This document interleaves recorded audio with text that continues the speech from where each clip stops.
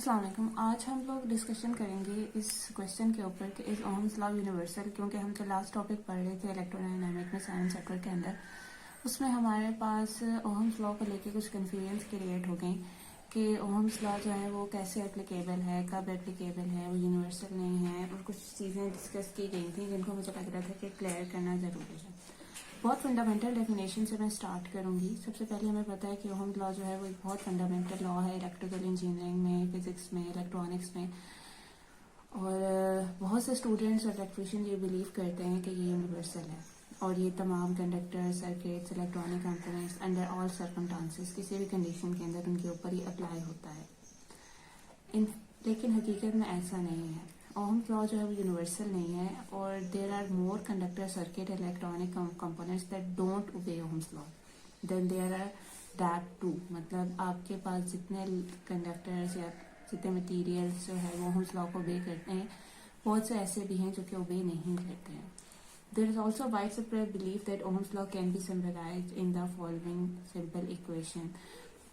Yes, we believe that Ohm's law can be expressed as the current passing through a conductor is directly proportional to the applied voltage and inversely proportional to the resistance. ठीक है, तो मतलब basically जो basic definition है वो ये है कि आपके पास जो है जो ओहम्स लॉ है वो हमें क्या बता रहा है कि जो करंट जो है, forget about it for, current जो है वो डायरेक्टली प्रोपोर्शनल है पोटेंशियल के। मतलब जितना ज़्यादा आप पोटेंशियल प्रोवाइड करेंगे उतना ज़्यादा करंट होगा, और करंट जो है वो इन्वर्सली प्रोपोर्शनल है टू दैट डिस्टेंस। ठीक है, मतलब जितनी ज़्यादा डिस्टेंस होगी उतना कम होगा। The definition in fact is not a separate definition for the Ohm's law. In fact Ohm's law make no mention of resistance at all. ठीक है, मतलब ऐसे तो हम ये डेफिनेशन पढ़ते हैं, लेकिन बेसिकली ये जो है आपके पास सेपरेट डेफिनेशन नहीं है ओहम्स लॉ की। और एक्चुअली जो है ओहम्स लॉ ने रेजिस्टेंस को कहीं मेंशन किया ही नहीं है, उसमें कहीं मेंशन नहीं है। Ohm's law then is by no mean of universal law, not many circuit और electronic component actually obey Ohm's law. The equation described this, जो मैंने भी इक्वेशन डिस्क्राइब की, in fact represent Ohm's law at all but is drive from the definition of Ohm. So the above definition, मतलब basically ये आपके पास हम इसे Ohm's law तो कहते हैं, लेकिन ये किधर से आया? ये बेसिकली आपने ओहम ने जो डेफिनेशन दी थी, ओहम की जो डेफिनेशन है ये उससे डिराइव हुआ है। तो अगर हम उससे देखें तो ये जो हमें ये जो फार्मूला बता रहा है कि जी current passing through a circuit is directly proportional to the applied voltage and inversely proportional to the resistance, तो फिर तो आपके पास लेकिन जो है हम ये भी कह रहे हैं कि जो इस फार्मूला हम इस एक डेफिनेशन से डिराइव कर रहे हैं वो फार्मूला में तो कुछ फ्लॉ है। तो इसका मतलब ये है कि जो डेफिनेशन भी हम यूज कर रहे हैं वो उसमें भी कुछ गलती है। तो फिर एक्सेप्टेड डेफिनेशन क्या है ओहम्स लॉ की? ठीक है, ओहम्स लॉ की एक्सेप्टेड डेफिनेशन ये है कि Ohm's law state that the current flowing in a conductor is directly proportional to the potential difference across its end providing the temperature and other physical characters remain constant. Basically resistance का word हमने खुद बीच में add कर दिया है। हमारे पास जो असल डेफिनेशन है वो ये है कि जो करंट किसी भी कंडक्टर में से गुजरता है वो डायरेक्टली प्रोपोर्शनल होता है to the potential difference across its end, और प्रोवाइडिंग क्या कंडीशन है कि इसका टेम्परेचर और other physical characters remains constant. ठीक है, अब हम ओहम्स लॉ को थोड़ा सा एक्सप्लेन करते हैं। 19th सेंचुरी में बहुत सारे एक्सपेरिमेंट परफॉर्म करने के बाद टीचर जॉर्ज सिमन ओहम ने ये कंक्लूड किया कि under strictly controlled condition the current passing through a metal conductor was directly proportional to the voltage applied across that. मतलब जिसने का जितना ज्यादा वोल्टेज अप्लाई करते हैं उतना ज्यादा करंट किसी कंडक्टर में से गुजरता है। Considering there were no standard measuring instrument in those day, क्योंकि ऑब्वियसली आपके पास कोई इस वक्त किस तरह के इंस्ट्रूमेंट नहीं थे, तो हमको खुद उनको डिजाइन करना पड़ा। And neither were there any units of measurement for current और वोल्टेज, मतलब the ampere and the volt did not exist at that time. This was actually a remarkable experiment. It was Ohm himself that coined the term resistance and he described the opposition to the flow. फिर उसने ये एक term use की resistance, जो कि opposition to the flow of current को describe कर रही थी। तो उसने जो स्ट्रिक्टली कंट्रोल कंडीशन का वर्ड यूज किया वो उसने ऐसे स्पेसिफाई किया उसको कि उसने इंक्लूड किया मेंटेनिंग अ कांस्टेंट टेम्परेचर। आपने टेम्परेचर को कांस्टेंट रखना है थ्रू आउट दिस एक्सपेरिमेंट। उसने टेम्परेचर को कांस्टेंट रखा। It was not restricted to just this, सिर्फ ये टेम्परेचर ही नहीं, it was also important for example not to bend or otherwise distort the conductor. मतलब आपने उसे रीशेप नहीं करना, ना बेंड करना है, डिस्टॉर्ट करना है during the experiment. Repeating Ohm's experiment in school और college white is very straightforward. लोग एक्सपेरिमेंट परफॉर्म करते हैं और बहुत से स्टूडेंट्स ने बहुत अच्छे से जो है वो उनको परफॉर्म किया है ड्यूरिंग इन द लैब और साइंस लेसन वगैरह में। तो सिंपल एक्सपेरिमेंट क्या करता है इन्वॉल्व, उसके अंदर क्या होता है कि आप वोल्टेज को इंक्रीज करते जाते हैं अक्रॉस द कंडक्टर और यूजली वो कंडक्टर कोई हमारे पास सोर्ट ऑफ रेजिस्टर होता है और उसके बाद हम उसमें से करंट की वैल्यू को मेयर करते हैं। जितना जितना हम इंक्रीमेंटल इंक्रीज करते हैं ना वोल्टेज, उस हिसाब से हम देखते हैं करंट में कितना इंक्रीज आता है। तो जितना भी आपके पास करंट वोल्टेज की वैल्यूज आती हैं उसको हम लोग प्लॉट करते हैं तो हमें एक स्ट्रेट लाइन ग्राफ मिलता है, मतलब current against voltage passing through the origin. और वो ग्राफ जो है वो ओरिजिन मतलब जीरो वोल्टेज है तो जीरो करंट है एंड देन फिर एक्सटेंड करता रहता है। तो उससे ओहम लॉ कन्फर्म हो जाता है और जो स्ट्रेट लाइन ग्राफ आ रहा है वो शो कर रहा है कि प्रोपोर्शनैलिटी है, मतलब करंट एंड वोल्टेज एक दूसरे के डायरेक्टली प्रोपोर्शनल है। लेकिन कुछ केसेस के अंदर जो रिजल्ट है वो कर्व लाइन भी आपको मिलता है। मिसाल के तौर पे अगर आप tungsten the metal from which lamp filaments are manufactured, मतलब जिस वो मेटल जिससे आपके पास लैम्प का फिलामेंट बनता है, उसको अगर आप दें तो अगर आप उसके क्रॉस वोल्टेज को अप्लाई करते हैं तो वो गर्म होना शुरू हो जाता है। जितना ज़्यादा वो गर्म होता है इसलिए उसकी डिस्टेंस इंक्रीज करती है और जो ग्राफ होता है वो कर्व होता है। तो उस क्या हुआ कि उसके अंदर वो प्रोपोर्शनैलिटी नहीं है, जैसे हमने देखी कि अगर आपका टेम्परेचर रजिस्टर का मेंटेन रहता है तो तब उसके अंदर करंट और वोल्टेज के दरमियान में जो प्रोपोर्शनैलिटी आती है वो उस पर नहीं है, मतलब ये कि हौसला वहाँ पे अप्लाई नहीं हो सकता। और जिधर आपके पास वो कंडक्टर इलेक्ट्रॉनिक्स हमारे जो कि ओहम्स लॉ को ओबे करते हैं उनको लीनियर या ओहमिक कहते हैं और जो नहीं करते हैं नॉन लीनियर या नॉन ओहमिक कहते हैं। और there are far more non linear and then there are linear, मतलब लीनियर से कहीं ज़्यादा नॉन लीनियर हमारे पास एग्जिस्ट करते हैं। For Ohm's law to be universal, अगर ओहम्स लॉ को यूनिवर्सल होता या होने के लिए current must remain proportional to voltage for variation in voltage, मतलब चाहे वोल्टेज को आप कितना भी चेंज करते रहें, अब जो करंट है वो उसकी प्रोपोर्शनैलिटी कायम रहनी चाहिए थी to the voltage. In the case of tungsten आपके पास क्लियरली आपको नजर आ रहा है कि वोल्टेज को एक लिमिट के बाद इंक्रीज करने से करंट प्रोपोर्शनल नहीं रहा सो उसके वोल्टेज के, तो इसका मतलब ये हुआ कि टंगस्टन जो है वो does not obey Ohm's law. और ये सिर्फ टंगस्टन नहीं है जो कि ओहम्स लॉ को ओबे नहीं करना, बहुत से ऐसे मेटल भी हैं ऐसे जो कि जिनकी रेजिस्टेंस जो है अफेक्ट होती है बाय टेम्परेचर और वो ओहम्स लॉ को ओबे नहीं करते। और बहुत से इलेक्ट्रॉनिक्स डिवाइसेस हैं जो कि ओहम्स लॉ को ओबे नहीं करते।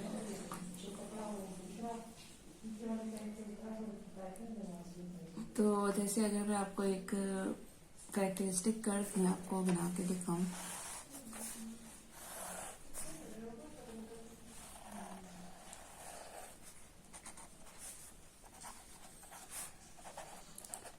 ये है आपके पास वोल्टेज को आपने वोल्ट में मेजर किया है, ठीक है, और जो करंट है उसको आपने मिली एम्पेयर में मेजर किया है। ये आपके पास जो है ये characteristics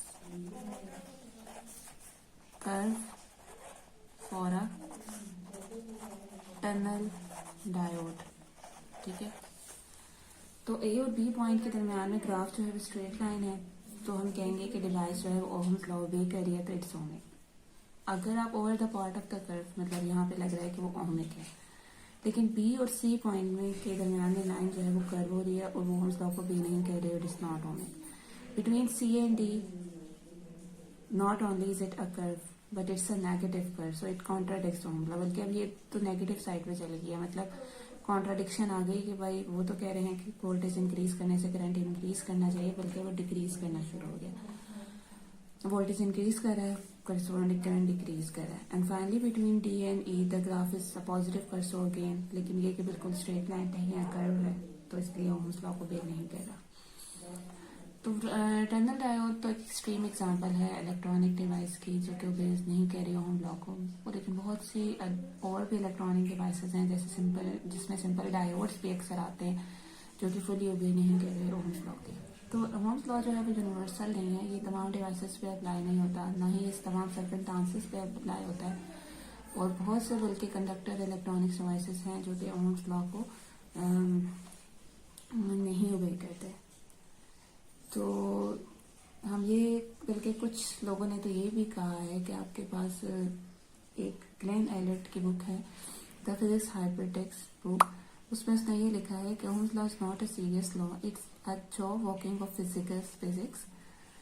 Sensible materials and device obey it, but there are plenty for us out that don't। मतलब ये किसने उसको कहा कि बहुत सीरियस लॉ नहीं है, कुछ वैसे जैसे हमने कहते हैं रूल ऑफ थंब कि कुछ जो है वो उसको ओबे कर रहे हैं और कुछ जो है वो नहीं कर रहे। तो of course the ratio of voltage to current for a DC circuit at least is called resistance. हम लोग करंट और वोल्टेज और करंट की रेशियो को हम लोग डीसी सर्किट में रेजिस्टेंस कहते हैं, और हम उस इक्वेशन से फेमिलियर भी हैं। तो और लेकिन ये एक V is equal to I R वाली इक्वेशन, या हम ये कहें कि R is equal to V by I, ठीक है, ये always true whether our device obeys Ohm's law or not. मतलब ये जो रेशियो है ना, बेसिकली इसको आप फिर के लिए छोड़ दें, ये जो रेशियो है ना वोल्टेज और करंट की जो हमें रेजिस्टेंस ले देती है, ये हमेशा ही ट्रू होती है, चाहे आपके पास ओम्स लॉ ओबे हो रहा हो ना हो रहा हो। मतलब इनकी रेशियो हमेशा आपको रेजिस्टेंस ही देगी। कहने का मकसद ये है कि इनकी रेशियो हमेशा आपको रेजिस्टेंस ही देगी। But it only applies at any given point on a diagonal. लेकिन किसी पर्टिकुलर पॉइंट पे डिपेंड, मतलब अगर आपने किसी भी पर्टिकुलर पॉइंट में किसी सर्किट में डिवाइस के अंदर रेजिस्टेंस फाइंड करनी है, तो उस पॉइंट के ऊपर जो करंट और वोल्टेज की वैल्यू है आप उसको डिराइव कर लें तो आपको आ जाएगा। तो लेकिन वही बात है कि ये किसी एक पर्टिकुलर पॉइंट के ऊपर रेजिस्टेंस फाइंड करने के लिए आप इसे यूज़ कर सकते हैं। ये आप ये नहीं कह सकते कि अगर आप किसी एक पर्टिकुलर पॉइंट की रेजिस्टेंस फाइंड कर रहे हैं तो होल कर्व की के हर पॉइंट पे यही रेजिस्टेंस होगी। तो अगर तो लाइन स्ट्रेट, अगर तो कर्व नहीं है, स्ट्रेट लाइन ग्राफ है, तो फिर हाँ सही है, फिर हर पॉइंट के ऊपर जब आप रेजिस्टेंस फाइंड करेंगे, मतलब वोल्टेज एंड करंट की रेशियो फाइंड करेंगे तो सेम आएगी। लेकिन अगर कर्व है ग्राफ तो फिर उसके बाद हर पॉइंट पे जो वोल्टेज एंड करंट की रेशियो है वो डिफरेंट होगी, मतलब रेजिस्टेंस की वैल्यू आएगी बट वो रेजिस्टेंस हर पॉइंट पे डिफरेंट होगी। So it is time to relegate Ohm's law to the dustbin of history. क्या हम जो है वो इसको हिस्ट्री की डस्टबिन में फेंक दें, मतलब ये कि हम कह दें बस ये हिस्ट्री का एक लॉ था, बस इसको अब ख़त्म कर दिया जाए? नहीं, ऐसा नहीं है, लेकिन बल्कि हमें एक रिवाइज डेफिनेशन देने की ज़रूरत है कि ओम्स लॉ तब ट्रू है जब current flowing in a conductor remain directly proportional to the potential and difference applied across it and for variation in that potential difference. ठीक है, तो बेसिकली आपके पास ओम्स लॉ जो है वो ये जो हम तभी से एप्लीकेबल है कि जब भी सिर्फ ट्रू है कि जब आपके पास करंट जो फ्लो कर रहा है वो directly proportional to the potential difference across its end, और for variation in that potential difference obviously वहाँ पे ये अप्लाई नहीं होगा अगर कहीं पोटेंशियल डिफरेंस में अप्लाई हो रहा होगा। ठीक है, तो ये एक छोटा सा मैं एक रिव्यू करना चाह रही थी। ये तो बहुत बेसिक सा है, यहाँ पे आपको जो है वो थोड़ा सा क्लियर करने के लिए, ये चीज़ें तो वैसे के लिए हमें सबको पता भी हैं, लेकिन इसको थोड़ा सा समराइज करने की ज़रूरत थी। ओके, अब हम थोड़ा सा और मज़ीद डिटेल में हम इसका देखते हैं जो कि मैंने अभी तक आपसे डिस्कस किया है। सबसे पहले तो कुछ लोग तो ये कहते हैं कि ओम्स लॉ जो है वो लॉ नहीं है, कुछ लोग तो ये कहते हैं, but someone else use that phrase in the recent just followed. मतलब कुछ लोग इसके अगेंस्ट प्रोटेस्ट भी कह रहे हैं कि नहीं, ऐसा नहीं करना चाहिए, ओम्स लॉ को लॉ क्योंकि हम यूनिवर्सल चीज़ के लिए हम यूज़ करते हैं। तो we are talking about the relationship between voltage between 2 points in the circuit and the current between these 2 points. ठीक है, तो जैसे आपके पास हमने R is equal to V over I और V is equal to I R और I is equal to V over R। Newton second law आपके पास जैसे एक फंडामेंटल लॉ है और हम लोग उसको नेचर के अंदर जो है ना, जो सिमेट्रीज हैं उसको देख के हम लोग उसको डिराइव कर सकते हैं। लेकिन ओहम्स लॉ डिराइव्ड नहीं है, ये एम्पिरिकल है, ठीक है। ये बस एक्सपेरिमेंट परफॉर्म किया गया, अच्छा वोल्टेज चेंज करने से करंट चेंज हो रहा है तो एक लॉ बना दिया गया जो जॉर्ज ओहम ने डिस्कवर किया था। और उसने ये कहा कि आपके पास मटेरियल्स के अंदर लीनियर रिलेशनशिप होता है बिटवीन वोल्टेज एंड करंट, और वो एक वाइड रेंज सप्लाई, मतलब वो वोल्टेज को इंक्रीज करते जाए, करंट इंक्रीज करता जाता है। और उस रेंज के अंदर जो है हम कहते हैं कि मटेरियल ओमिक है जब तक वो उसका जो करंट एंड वोल्टेज के दरमियान में लीनियर रिलेशन है। तो बहुत से यूजफुल मटेरियल और यूजफुल इलेक्ट्रॉनिक डिवाइसेस जो है वो नॉन ओमिक है। तो ये बहुत सिग्निफिकेंट है कि अगर आपको पता हो कि लॉ और थ्योरी इन फिजिक्स में हम लोगों को बेसिकली इसकी बहुत सिग्निफिकेंस है, ठीक है, फिजिक्स के अंदर। तो मतलब हम इसको क्या कहें, जो कि हमारे पास ओहम्स लॉ जिसे हम कहते हैं, जो कि कुछ मटेरियल्स पे कुछ डिवाइसेस पे अप्लाई हो रहा है, कुछ पे नहीं हो रहा। तो क्या ये ओहम्स रूल है या ओहम्स ऑब्जर्वेशन है, ये क्या है, इसका मजीद डिस्कस करते हैं। हमारे पास सिर्फ एक ही अजम्पशन थी behind Ohm's law, linearity. Not in the mathematical sense में नहीं, बल्कि graph of voltage versus current showing approximated straight line in a given range. तो there is always limit to the range even though they may not be explicitly mentioned, तो के मैं definition में mention नहीं किया गया, लेकिन कोई लिमिट तो होगी उसकी। For example at high voltage break down and arcing can occur, मतलब हो सकता है कि आपके पास हाई वोल्टेज पे जाके ऐसा ना हो और जो है वो कर्व स्ट्रेट ना रहे, उसमें मतलब लाइक ग्राफ स्ट्रेट लाइन ना रहे बल्कि कर्व आ जाए। तो और ये भी तो हो सकता है कि आपके पास हाई करंट्स के ऊपर वो टेम्परेचर इतना हाई हो जाए, things can tends to melt, कि आपके पास जो है वो चीज़ें मेल्ट हो जाए। और पहले हमें ये कहा जाता, पहले पुराने वक्तों में ये कहा जाता था कि real world resistance can not be zero, but now we know that super conductor are an exemption. पहले तो ये भी कहा जाता था कि रेजिस्टेंस जो है वो जीरो नहीं होती, लेकिन सुपर कंडक्टर्स अब वो हैं जिनके अंदर रेजिस्टेंस जीरो हो जाती है, जीरो के मतलब जीरो कार्बन के ऊपर रेजिस्टेंस जीरो हो जाती है। Student often forget that limits exist, हम स्टूडेंट्स अक्सर इस बात को भूल जाते हैं कि लिमिट जो है वो तो एग्जिस्ट करती है। बहुत फ्रीक्वेंट और अनाइंग क्वेश्चन जो स्टूडेंट पूछते हैं कि I is equal to V over R, तो अगर आर जीरो हो जाए तो फिर क्या होगा। उनको ये लगता है कि इस तरीके से वो उस लॉ को डिस्प्रूव कर देंगे और उसकी जो क्रेडिबिलिटी है साइंस के अंदर वो जो है वो डायमिनिश हो जाएगी। तो उनकी ये लॉजिक जो है वो बिल्कुल फॉल्स है, क्योंकि आपके पास ओहम्स लॉ तो थर्ड मटेरियल पे तो अप्लाई नहीं कर सकते। आप जिन मटेरियल की रेजिस्टेंस जीरो हो रही है तो ऑब्वियसली उनके ऊपर तो ये अप्लाई नहीं होगा। ओहम्स लॉ की बहुत सारी फॉर्म्स हैं basically. I is equal to V over R बहुत फेमिलियर ओहम्स लॉ की फॉर्म है, लेकिन ये बहुत सारी फॉर्म में से एक फॉर्म है। जब हम एसी सर्किट का एनालिसिस कर रहे होते हैं तो हम लोग फिर ये यूज करते हैं, ठीक है, जिसमें वी बार जो है, I bar and Z bar are all complex vectors. Z bar is the complex impedance that can describe combination of resistance, induction and capacitance without differential equations. फिर एक फॉर्म है हमारे पास E is equal to rho J। ये continuous form है Ohm's law की, और यहाँ पे E जो है इलेक्ट्रिक फील्ड वेक्टर है और उसका जो यूनिट्स है वो वोल्ट पर मीटर है। जो बिल्कुल वैसे जैसे V जो है वो ओहम्स लॉ के हैं जिसका यूनिट जो है वो वोल्ट्स है। J तो है वो करंट डेंसिटी वेक्टर है और उसका जो यूनिट है वो एम्पेयर्स पर यूनिट एरिया है, बिल्कुल वैसे ही जैसे करंट में ओहम्स लॉ में उसका यूनिट जो है वो एम्पेयर होता है। और रो जो है वो रेजिस्टिविटी है, उसका यूनिट ओहम मीटर है। और इस तरीके से हम लोग इस भी इक्वेशन को यूज कर सकते हैं। इसके अलावा रो को इसलिए भी यूज़ किया जाता है कि अगर आपने करंट को मॉडल करना हो इन 3 डायमेंशनल स्पेस, अगर एक्सटर्नल फील्ड भी प्रेजेंट हो और and the conductor is not at rest but moving with the velocity v, तो फिर आपके पास ये फॉर्म भी आ जाती है।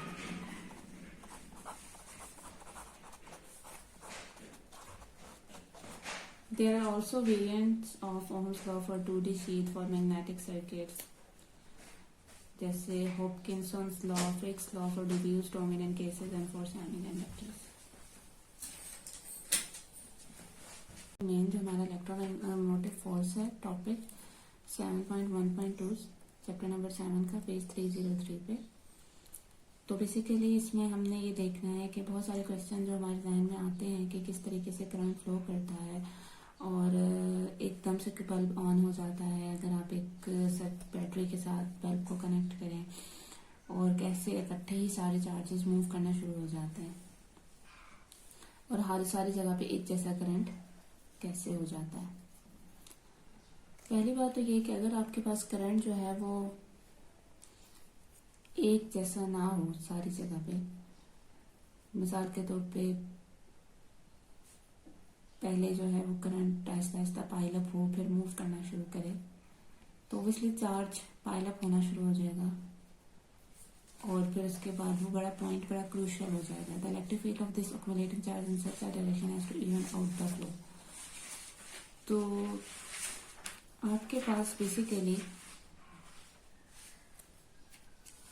अगर लेट्स सपोज आपके पास कोई वायर है जिसमें से करंट फ्लो कर रहा है, अगर उस वायर के अंदर कोई बेंड भी है, ठीक है, जैसे यहां से नजर आ रहा है आई इन आई आउट, ठीक है, तो आपके पास सपोज करें कि करंट इंटू बेंड जैसे आपको शो किया गया, जो इन करंट है वो आउट करंट से लेट्स सपोज ज्यादा हो, तो इसका मतलब है ये जो यहाँ पे बेंड है यहाँ पे कहीं पाइल अप हो रहा है चार्ज। और अगर ऐसा है तो बेसिकली कहने का मकसद ये है कि जहाँ पे भी चार्ज है वो पाइल अप होता है, वहाँ पे ऑब्वियसली उसके अराउंड एक इलेक्ट्रिक फील्ड जो है वो आउटवर्ड डायरेक्शन में फ्लो करना शुरू हो जाती है। मतलब ऐसे electric field basically electric field generate हो जाती है जो कि आउटवर्ड डायरेक्शन में उसकी डायरेक्शन होगी इस तरीके से, ठीक है। तो इसका मतलब ये है कि अगर आई इन जो है वो आई आउट से ज्यादा है, तो इसका मतलब ये है कि यहाँ पे कोई चार्ज जो है वो पाइल अप हो गया, तो this produces a field aiming wave, ठीक है। तो ऑब्वियसली वहां पे एक फील्ड प्रोड्यूस हो जाएगी, तो और जो फील्ड प्रोड्यूस होगी वो जो है आने वाले करंट को जो है वो, क्योंकि यहाँ पे हमने सपोज किया कि आपके पास पॉजिटिव फील्ड यहाँ पे क्रिएट हुई, तो ये फील्ड जो है वो आने वाले चार्ज को जो है वो ऑब्वियसली आपका स्लो डाउन, आने वाले करंट को स्लो डाउन करेगी। कन्वेंशनल करंट की बात करें, ठीक है, पॉजिटिव आयन की वजह से, और जो करंट बाहर की तरफ जा रहा है उसको स्पीड अप करेगी, मतलब उसे रिपेल करेगी, तब तक करती रहेगी जब तक ये दोनों करंट बराबर हो जाएंगे और वहां पे फिर कहीं पे भी कोई एक्युमुलेशन ऑफ चार्ज ना हो, इक्विलिब्रियम एस्टेब्लिश हो जाए। तो बेसिकली यही सिस्टम है, automatically self correcting to keep the current uniform. अगर कहीं पाइल अप होने की चार्ज कोशिश भी करता है तो वहां पे इलेक्ट्रिक फील्ड इस तरह से एक्ट करती है कि जिस डायरेक्शन में जिस जगह पे करंट ज्यादा है वहां पे उसको स्लो डाउन कर देती है, और जिस जगह पे करंट कम है उसको स्पीड अप कर देती है, और फिर आहिस्ता आहिस्ता इक्विलिब्रियम एस्टेब्लिश हो जाता है। और ये इतना क्विकली होता है कि आपको पता भी नहीं चल रहा होता और आपको यही लग रहा होता है कि करंट जो है वो सेम है इन ऑल द सर्किट। तो इवन उन सिस्टम्स के अंदर भी जिनके अंदर जो है वो ऑसिलेशन हो रही होती है, चार्जेस ऑसिलेट कर रहे होते हैं एट रेडियो फ्रीक्वेंसी, ठीक है। तो बेसिकली सिर्फ दो फोर्सेस हैं इन्वॉल्व होती हैं इन driving current around a circuit. एक फोर्स को हम कहते हैं सोर्स, जो आपके पास से बैटरी के अंदर होता है, ठीक है, जो भी आपके पास सोर्स है उसके अंदर है, और एक इलेक्ट्रोस्टैटिक फोर्स जो कि स्मूथ करती है फ्लो को और कम्युनिकेट करती है कि किस तरीके से सोर्स और से जो करंट है या सोर्स से जो मतलब आपका करंट है वो सारी जगह पे ट्रैवल करेगा। तो डिस्टेंस पार्ट तक ऑब्वियसली सोर्स, अगर एक वायर सोर्स के साथ कनेक्टेड है तो अगर वायर बहुत दूर, एक एंड उसका बहुत दूर भी है सोर्स से, तो भी करंट वहाँ पे फौरन वही होगा जो कि बिल्कुल उस पार्ट पे होगा वायर के जो कि सोर्स के करीब है। तो आपके पास जो फोर्सेस दो इन्वॉल्व हैं होती हैं वो आपके पास है Fs प्लस E। जो फिजिकल एजेंसी है Fs वो रिस्पॉन्सिबल है, वो सोर्स है बेसिकली, तो वो कोई भी हो सकती है, चीज़ हो सकती है, वो बैटरी हो सकती है, उस बैटरी के अंदर होगा तो वो केमिकल फोर्स होगी। अगर पीजो इलेक्ट्रिक क्रिस्टल हो, पीजो इलेक्ट्रिक क्रिस्टल्स वो जो कि जिनकी स्ट्रेस अप्लाई करने से उनकी इलेक्ट्रिकल कंडक्टिविटी चेंज हो जाती है और या प्रेशर अप्लाई करने से, तो अगर वो होंगे तो अगर आप उनके ऊपर कोई प्रेशर अप्लाई करेंगे तो वो उसके अंदर इलेक्ट्रिकल इम्पल्स क्रिएट होगा। अगर थर्मोकपल्स हैं तो टेम्परेचर के चेंज होने से उनके अंदर इलेक्ट्रिक फील्ड क्रिएट होगी। अगर फोटो सेल हैं तो लाइट की वजह से होगी।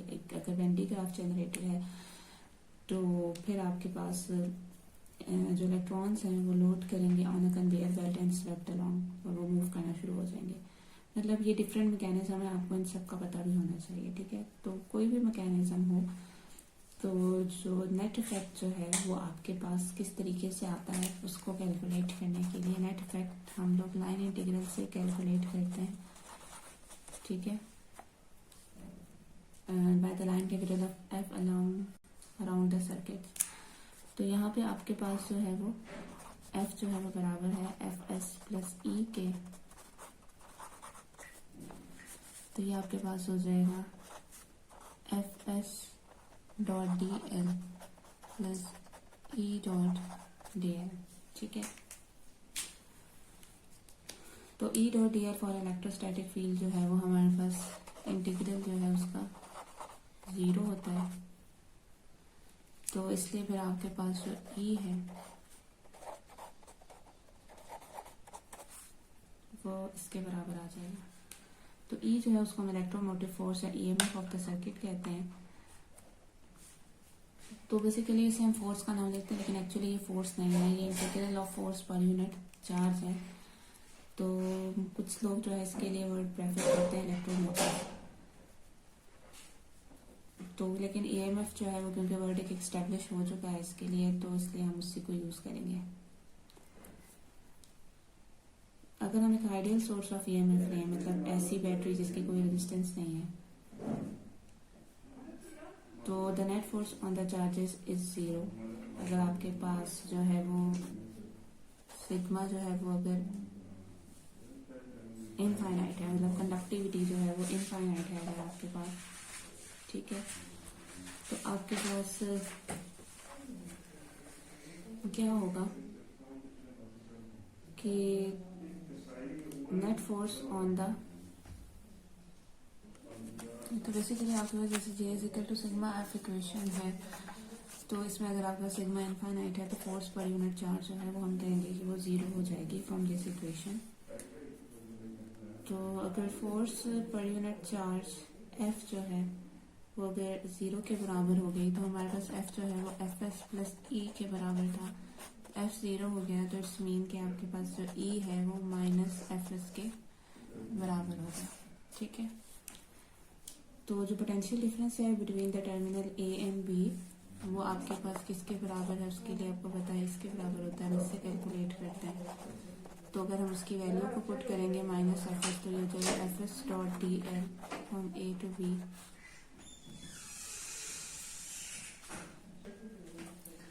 तो बेसिकली फिर आपके पास एफ डॉट डी एल जो है वो ई के बराबर है जैसे हमने ऊपर फाइंड किया।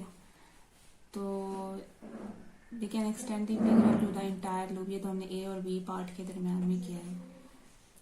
तो अगर हम एंटायर लूप को ऊपर कर लेंगे, ए एंड बी वो पार्ट्स है ना, क्योंकि हम बैटरी की बात कर रहे हैं, बैटरी के अंदर जो है तो अगर दो उसके टर्मिनल हैं, दो टर्मिनल्स के दरमियान में जो पोटेंशियल डिफरेंस है वो हमने कहा कि वो ईएमएफ के बराबर है, ईएमएफ द बैटरी है। तो अगर हम पूरे सर्किट के ऊपर भी इसको कर लेंगे, सर्किट के अंदर एक्सटर्नल वायर्स वगैरह भी कनेक्टेड है, तो उसके ऊपर अगर इस लूप को एक्सटेंड भी कर दें तो कोई ख़ास फ़र्क नहीं पड़ेगा, क्योंकि जो है वो एफएस जो है वो तो सिर्फ सोर्स के अंदर ही एग्जिस्ट कर रहा है। सोर्स के आउटसाइड जो है वो आपके पास, इसलिए मैं इधर यहाँ पे इन्होंने यूँ कर दिया। उसका रीज़न यही है, हालांकि यहाँ पे हमने ए एंड बी लिया था एंड देन फिर उसके बाद हमने होल पे कर दिया इंटीग्रल, तो हमने पूरे सर्किट को इंक्लूड कर लिया। उसका रीज़न ये है कि आउटसाइड का सोर्स वैसे भी एफएस 0 है, तो इसलिए हम उसको ऐसे कर सकते हैं। तो फंक्शन क्या है बैटरी का, ये establish and maintain a potential difference equal to the electromotive force. अगर 6 वोल्ट की बैटरी है मिसाल के तौर पे, तो वो आपके पास holds the positive 6 volt terminal above the negative terminal. मतलब नेगेटिव टर्मिनल का मकसद ये होता है लो वोल्टेज पे और जो हाई वाला वोल्टेज है उसका 6 वोल्ट का डिफरेंस होना चाहिए नेगेटिव टर्मिनल से। तो जो पॉजिटिव टर्मिनल है उसका सिर्फ अगर 6 वोल्ट की बैटरी है, ठीक है। तो जो इलेक्ट्रोस्टैटिक फील्ड है वो आपके पास क्या करती है, जो इलेक्ट्रोस्टैटिक फील्ड ई है, ठीक है, उसका काम ये होता है कि वो आपके पास करंट को डिराइव करती है around the rest of the circuit, मतलब जो पूरा सर्किट है उसके अंदर। तो इनसाइड द बैटरी एफएस है जो कि ड्राइव करती है current in the direction opposite to E. ठीक है, अब दो तरह की बातें होगी। एक तो ये हो गया कि बैटरी का फंक्शन ये है कि उसने मेंटेन करना है और एस्टेब्लिश करना है potential difference equal to the electromotive force, और जो उसके रिजल्ट में इलेक्ट्रोस्टैटिक फील्ड होगी उसका काम है कि उसने ड्राइव करना है इस करंट को around the rest of the circuit. लेकिन ये बात इम्पॉर्टेंट है कि इनसाइड द बैटरी जो एफएस है वो उसकी जो डायरेक्शन ऑफ करंट है वो अपोजिट होती है टू द ई जो इलेक्ट्रिक फील्ड है। तो ये ऐसा क्यों है, पहले इसमें कुछ 2 पॉइंट्स को एक्सप्लेन कर लें। पहले तो ये कि जो रियल बैटरीज होती हैं उनके अंदर सर्टेन इंटरनल रेजिस्टेंस होती है, और इसीलिए जो पोटेंशियल डिफरेंस होता है बिटवीन दी टर्मिनल्स उसको हम लेते हैं ई माइनस आई आर, जिसमें स्मॉल आर जो है इंटरनल रेजिस्टेंस है और करंट आई जो है फ्लो पर। और इसके अलावा दूसरी बात ये कि जो बीपी में ऊपर बता रही थी कि इनसाइड द बैटरी एफएस जो है वो ड्राइव करती है current opposite in the direction of E. तो बेसिकली करंट जो होते हैं इलेक्ट्रिकल सर्किट में वो आपके पास बिल्कुल थोड़ा सा अगर आप देखें तो किसी न किसी तरह उनकी एनालॉजी बनती है to the flow of water in the close system of pipes with gravity playing in the role of, उसके इसमें ग्रेविटी जो है आपके पास उसकी वजह से पानी ऊपर नीचे जा रहा होता है, और जो यहाँ पे जो है सर्किट्स के अंदर जो है इलेक्ट्रोस्टैटिक फील्ड होती है। And the pump lifting the water up against the gravity. तो आप पंप जो होता है उसकी मदद से आप पाइप के अंदर पानी को चढ़ाते हैं, ऊपर की तरफ जाता है अगेंस्ट द ग्रेविटी। और बैटरी जो है बेसिकली कंपेयर करने का मकसद ये है कि इनसाइड द सोर्स करंट जो है वो किसी और डायरेक्शन ऑपोजिट डायरेक्शन में ट्रैवल कर रहा होता है as compare to the direction जिसमें इलेक्ट्रिक फील्ड करंट को ड्राइव करती है। तो ये बिल्कुल वैसे ही है जैसे पानी के पाइप के अंदर पानी नेचुरली जो है वो टुवर्ड्स द ग्रेविटी मूव कर रहा होता है, लेकिन आप उसे हैंड पंप या किसी भी पंप की वजह से या मोटर वगैरह की वजह से अगेंस्ट द ग्रेविटी जो है वो आप उसको लिफ्ट करते हैं। तो और इस केस में हम लोगों के पास अगर आप पानी वाली एग्जांपल दें तो हाइट जो है जितनी ज़्यादा हाइट होगी उतना ज़्यादा जो है वो आपको फोर्स अप्लाई करनी पड़ेगी उसको अगेंस्ट, जितनी ज़्यादा हाइट पे लेके जाना है पानी को उतनी ज़्यादा फोर्स अप्लाई करनी पड़ेगी पंप को to move against the gravity. तो इस केस में जो है वो हमारे पास पोटेंशियल डिफरेंस मतलब वोल्टेज जो है वो हमारे पास यहाँ पे हाइट का काम कर रहा है कि जितना ज़्यादा पोटेंशियल डिफरेंस होगा उतनी ही ज़्यादा जो है वो वर्क करना पड़ेगा चार्जेस को मूव करवाने के लिए। तो एंड्स के दरमियान में जितना ज़्यादा पोटेंशियल डिफरेंस होगा उतना ज़्यादा वर्क करना पड़ेगा चार्जेस को मूव करवाने के लिए, ठीक है। तो ये हमारे पास it's all about electromagnetic force. अब हमारा जो नेक्स्ट टॉपिक है वो है इमोशनल ईएमएफ। सॉरी,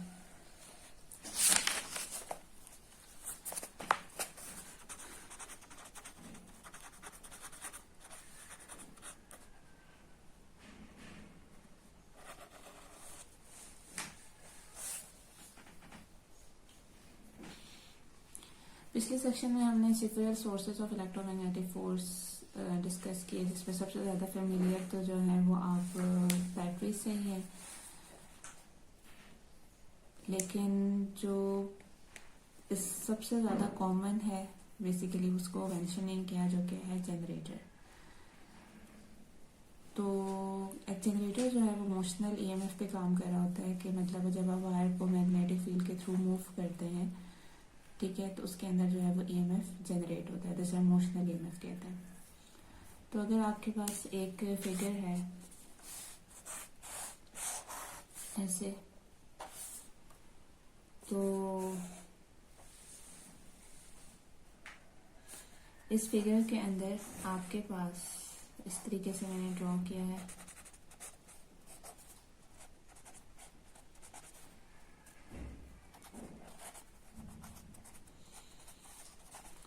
तो ये है कि आपके पास ये प्रिमिटिव मॉडल है for a generator. Shaded region के अंदर जो है वो हमारे पास मैग्नेटिक फील्ड है बी, और ये पॉइंट कर रही है इनटू द पेज।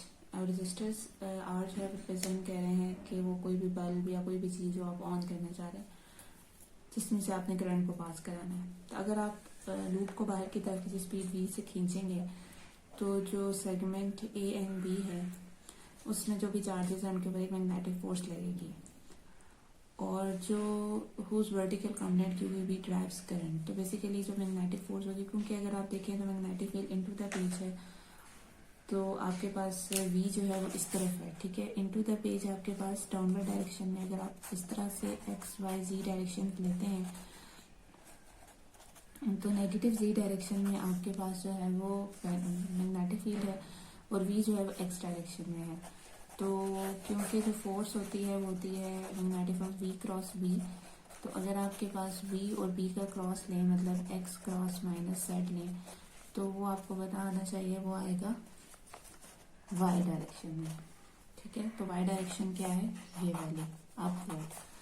तो बेसिकली आपके पास जो सेगमेंट ए बी है उसके ऊपर एक मैग्नेटिक फोर्स लगेगी, जिसका जो वर्टिकल कंपोनेंट है क्यू वी बी, ये जैसे मैंने आपको बताया ये वर्टिकल कंपोनेंट है, और इसका मैग्नीट्यूड होगा क्यू वी बी, और उसकी वजह से करंट जो है वो मूव करेगा in the loop in the clockwise direction, ठीक है, ये क्लॉकवाइज डायरेक्शन है। तो जो ईएमएफ आपके पास इंड्यूस होगा, ठीक है, वो होगा F magnetic dot D L. तो मैग्नेटिक फोर्स है वी बी, ठीक है ना। आपके पास एफ मैग्नेटिक स्मॉल जो है ना, फोर्स पर यूनिट चार्ज है। तो अगर हम इसे देखें तो वो आपके पास एफ जो है वो बराबर होगा वी क्रॉस बी, या फिर वी बी, अगर हम लोगों के पास 90 डिग्री का एंगल है बिटवीन बी एंड बी, तो ये हो जाएगा आपके पास। और टीएल जो है वो उसकी हाइट है, जो कि यहाँ पे गिवन है, जिसके अंदर चार्जेस मूव कर रहे हैं, ठीक है, उसकी हाइट है या डिस्टेंस है जिसके अंदर चार्जेस मूव कर रहे हैं। तो बेसिकली ये फिर आपके पास हो जाएगा V B H, H is the width of the road. तो हॉरिजॉन्टल सेगमेंट्स जो हैं आपके पास फिगर के अंदर बी सी और ए डी, वो कोई कुछ कंट्रीब्यूट नहीं करेंगे, क्योंकि जो मैग्नेटिक फोर्स की डायरेक्शन है वो परपेंडिकुलर है टू द वायर, ठीक है। तो इसलिए वो कोई कंट्रीब्यूशन नहीं करेंगे। बाकी जो है अगर आप देखें, तो अगर आप इंटीग्रल को परफॉर्म करें टू कैलकुलेट ईएमएफ, जैसे इस इक्वेशन मैंने लिखी है ये वाली, ठीक है, तो ये किसी एक इंस्टेंट ऑफ टाइम के ऊपर आप इसे कैलकुलेट करते हैं। तो अगर आपने इसको पूरे सेशन में देखना है कि किस तरीके से चैप्टर वायर मूव करेगी, तो ये इसके अंदर जो है वो ईएमएफ जो इंड्यूस हो रहा है वो चेंज होगा। तो आपको हर पॉइंट के ऊपर देखना पड़ेगा इसको, ठीक है। तो टीएल जो है वो आपके पास for the segment A B, जैसे इस फिगर में शो किया गया है, पॉइंट स्ट्रेट अप, ऑब्वियसली जिस डायरेक्शन में करंट होगा, और जो लूप है वो मूव कर रहा है टू द राइट। तो ये आपके पास वो वे है जिसके अंदर आप ईएमएफ को डिफाइन करते हैं। तो लेकिन ज़रूरी है कि हम इसको यहाँ पे क्लियर कर दें। यहाँ पे पर्टिकुलरली मैग्नेटिक फोर्स जो है वो रिस्पॉन्सिबल है ईएमएफ को एस्टेब्लिश करने के लिए, लेकिन वो कोई वर्क नहीं कर रही है, ठीक है। Magnetic force never do work. Who then is supplying the energy that heats the resistor? तो फिर यहाँ पे तो मैग्नेटिक फोर्स ही बज़ाहिर लग रही है जो चार्जेस को मूव करा रही है। तो अगर आपके पास वायर को मूव करने से उसके अंदर हीटिंग प्रोड्यूस हो रही है, इट्स मीन कि कोई वर्क हो रहा है, कोई एनर्जी है, तो फिर ये कहाँ से है? तो वो कहाँ से एनर्जी है? तो बेसिक वो एनर्जी वो उस पर्सन की वजह से है जो कि वायर को पुल, लूप को पुल कर रहा है। जब करंट फ्लो करता है तो उस वक्त आपके पास जो चार्जेस थे वायर के अंदर, ए बी वायर सेगमेंट के अंदर, उसकी वर्टिकल वेलोसिटी थी, हम उसको लेस्पोज यू कर देते हैं, और एक वी वेलोसिटी है जो पूरे इंटायर लूप की है, जिसकी वजह से ये ईएमएफ इंड्यूस हुआ है। तो आपके पास तो मैग्नेटिक फोर्स का जो, अब अगर हम उसमें आप देखें तो बेसिकली दो तरह के आपके पास वेलोसिटी के कंपोनेंट्स आ गए। एक तो चार्जेस की वेलोसिटी है यू, ठीक है, इस सेगमेंट ए बी के अंदर, जिसका वर्टिकल कंपोनेंट इसे यू कह रहे हैं। और इसी तरह एक चार्जेस इस डायरेक्शन में भी तो ऑब्वियसली मूव कर रहे हैं क्योंकि हम लूप को इस डायरेक्शन में मूव कर रहे हैं। तो to counteract this, the person pulling on the wire must exert a force per unit charge. Obviously जो इसका मतलब तो ये हुआ कि जो आपके पास पर्सन है जो उसे मूव कर रहा है, ठीक है, वो ऑब्वियसली बेसिकली फोर्स अप्लाई कर रहा है ऑन द चार्जेस। तो आपके पास जो मैग्नेटिक फोर्स है वो किस तरफ, इंटायर, अगर हम इंटायर वायर को देखें, ठीक है, अब एक है कि आपके पास वायर के अंदर चार्जेस हैं जो कि मूव कर रहे हैं इन द यू डायरेक्शन, और वायर क्योंकि मूव कर रही है तो उसकी वजह से चार्जेस का एक और वेलोसिटी का कंपोनेंट भी है वी, मतलब उनकी ये चार्जेस की अगर हम इटसेल्फ बात करें, ठीक है। तो अगर हम सिर्फ उसकी बात करें, फोर्स की, magnetic force on the charges की बात ना करें, हम उसको एज अ कंडक्टर पूरा लें इस सेगमेंट ए बी को, और इसमें जो करंट की डायरेक्शन है जिसको हम ये कह रहे हैं, तो आपको पता है कि जब एक कंडक्टर मैग्नेटिक फील्ड के अंदर मूव करता है तो उसके ऊपर फोर्स लगती है, और वो फोर्स, अभी पहले हम चार्जेस की बात करते हैं कि चार्जेस जो है वो उनके ऊपर फोर्स लगी, क्योंकि चार्जेस के ऊपर जब फोर्स लगी तो चार्जेस जो है वो मूव करना शुरू हो गए, ठीक है। तो वो हमने किस तरीके से निकाली, हमने वी और बी की डायरेक्शन से निकाली। अब करंट एस्टेब्लिश हो गया है वायर के अंदर, और वायर के अंदर करंट एस्टेब्लिश होने के बाद करंट इन अ वायर की वजह से भी एक मैग्नेटिक फोर्स लगेगी। वो मैग्नेटिक फोर्स किस डायरेक्शन में होगी? अब करंट जो है वो वाई डायरेक्शन में है, और जो आपके पास मैग्नेटिक फील्ड है वो नेगेटिव जेड डायरेक्शन में है, ठीक है। तो आपके पास आई क्रॉस बी से आप निकाल सकते हैं मैग्नेटिक फोर्स। तो आई की डायरेक्शन वाई है और मैग्नेटिक फील्ड नेगेटिव जेड है, ठीक है। तो ये आपके पास कौन सी डायरेक्शन होगी? Negative x. तो नेगेटिव एक्स डायरेक्शन जो है वो बेसिकली आपके पास ये वाली डायरेक्शन है, टू द लेफ्ट, ठीक है। तो मैग्नेटिक फोर्स जो है उसका वो टू द लेफ्ट भी लग रही है, ठीक है, ऑन द वायर, ठीक है, जब उसमें करंट फ्लो करना शुरू हो गया। और जो बंदा है वो ऑपोजिट डायरेक्शन में टू द राइट उसको पुल कर रहा है, ठीक है।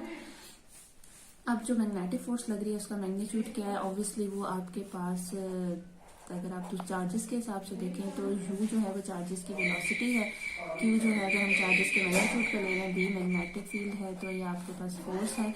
अगर ये फोर्स जो है टू द लेफ्ट लग रही है तो इसका मतलब है इतनी ही ऑपोजिट फोर्स जो है ना लूप को पुल करने के लिए टू द राइट भी लग रही होगी। Magnetic force per unit, sorry force जो कि बंदा लगा रहा है पर यूनिट चार्ज, वो फिर यू बी हो जाएगी, ठीक है। तो ये आपके पास the force is transmitted to the charge by the structure of wire. तो आपके पास इस तरीके से फोर्स जो है वो चार्जेस को ट्रांसमिट हो रही है और फिर चार्जेस जो है वो मूव कर रहे हैं। तो mean while the particle is actually moving in that direction, लेकिन फिर पार्टिकल एक्जैक्टली किस डायरेक्शन में मूव कर रहे हैं? हम देखते हैं कि मीन वाइल पार्टिकल जो है वो किस डायरेक्शन में मूव कर रहा है, उसकी रिजल्टेंट वेलोसिटी क्या है। ऑब्वियसली उसकी वेलोसिटी का एक कंपोनेंट जो है वो वर्टिकल होगा, एक हॉरिजॉन्टल होगा, और रिजल्टेंट वेलोसिटी को अगर हम W कह दें, ठीक है, तो बेसिकली आपके पास जो डिस्टेंस है फिर इट गोज इज, जितना वो डिस्टेंस मूव करेगा वो कितना होगा। तो पहले आप ये देख लें फिगर कि आपके पास जो है वो ये u वेलोसिटी है, ठीक है, ये v वेलोसिटी है चार्जेस की, और ये w है, ठीक है, ये एफ पुल है ऑन द लूप। तो बेसिकली आपके पास जो मैग्नेटिक फोर्स है ना, वो एक्चुअली इस रिजल्टेंट वेलोसिटी जो है चार्जेस की, उसके परपेंडिकुलर होगी। ठीक है, ये एंगल थीटा है तो ये एंगल थीटा होगा, और ये वाला जो है ये एफ मैग्नेटिक है। ठीक है, तो ये एक यू भी उसका कंपोनेंट है। बेसिकली अगर आप देखें तो एक मैग्नेटिक फोर्स का ये कंपोनेंट है और एक मैग्नेटिक फोर्स का वी बी कंपोनेंट है। ठीक है, ये जो मैंने भी आपको ऊपर यहाँ पे निकाल के बताया, ये चार्जेस के ऊपर जो मैग्नेटिक फोर्स लग रही है इस डायरेक्शन में, किस वजह से? बेसिकली जो जब conductor, current carrying conductor move कर रहा है इन द मैग्नेटिक फील्ड, और जो ये वी बी फोर्स है, ये जब स्टार्ट में आपने पुल किया लूप को, उसकी वजह से जो फोर्स चार्जेस के ऊपर लगी है वो है। तो नेट मैग्नेटिक फोर्स जो है, जो ये है, वो परपेंडिकुलर है to the net resultant forces of the charge. ठीक है, यहाँ तक क्लियर हो गया? तो ये आपके पास एक फिगर बन गया। आई थिंक आपको यहाँ पे क्लियर हो गया होगा। ठीक है, तो आपके पास जो है वो,